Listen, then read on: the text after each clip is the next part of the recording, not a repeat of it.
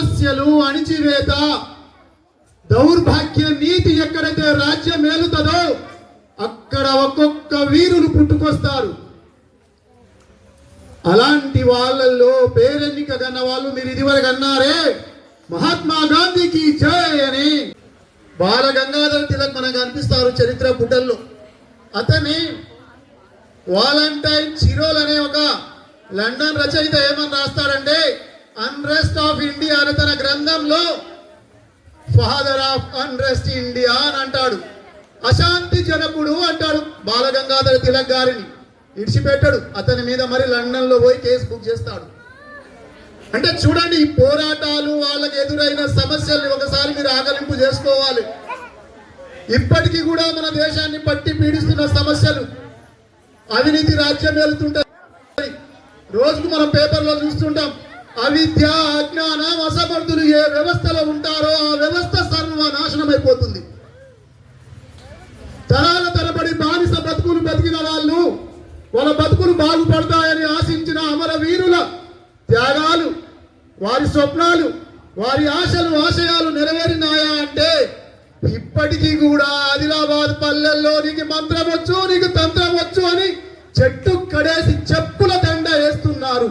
Recent గా పేపర్లో వచ్చాయి. భారతదేశాన్ని స్వతంత్ర దేశం అందామా,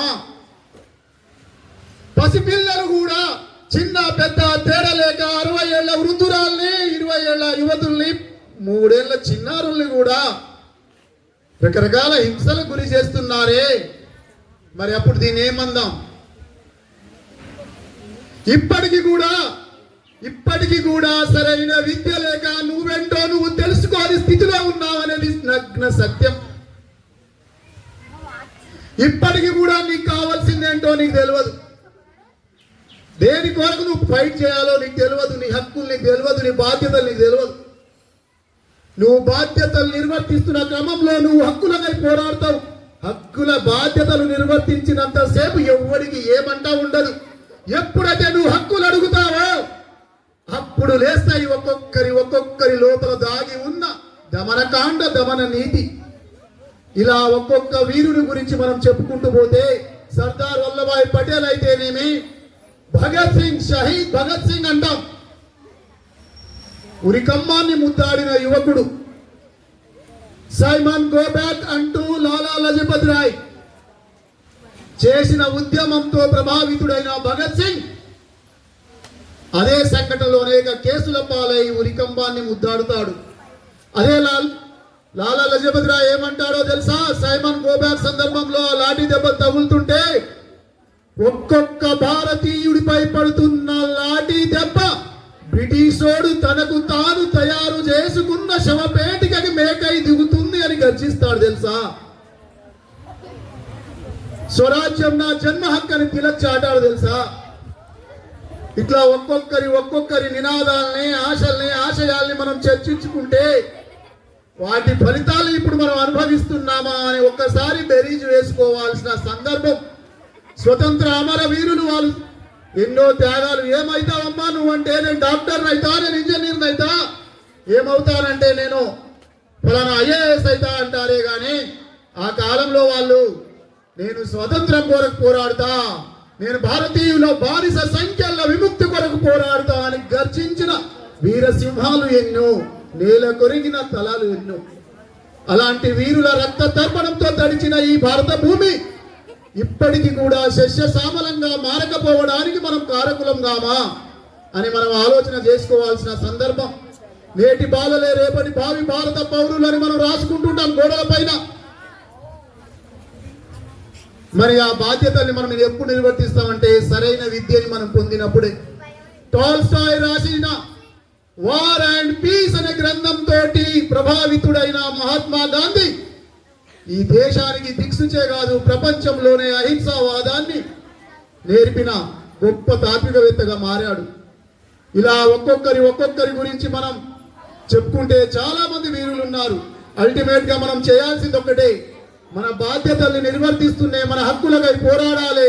ఆ హక్కుల ఫలాల్ని సాధించినప్పుడే నిజమైన స్వాతంత్ర్యాన్ని మనం పొందిన వాళ్ళం అవుతామని కోరుకుంటూ ఈ అవకాశం ఇచ్చిన మీకందరికీ, ఎందుకంటే ఇప్పటికీ కూడా ఇప్పటికి కూడా కోట్ల మంది ఉంటారు భారతదేశంలో.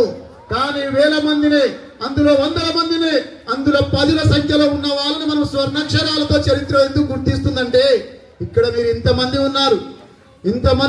దీంట్లో శ్రద్ధగా వింటున్న వాళ్ళు కొందరైతే ఇప్పటికీ మట్టిలో చేతులు, చెవులో చేతులు పెట్టుకొని గెలుపుకుంటున్న వాళ్ళు కొందరు ఉన్నారు. దాని సమస్య లేదు. అందుకనే ఎన్ఎంఎంఎస్ అయినా 20 మంది ఎందుకు సాధిస్తారు, 10వ తరగతి అయినా 30 మంది ఎందుకు సాధిస్తారు, బాసర ఐఐటి అయినా 10 మంది ఎందుకు సాధిస్తారంటే ఆ 10 మందిని అయ్యా చరిత్ర గుర్తించేది.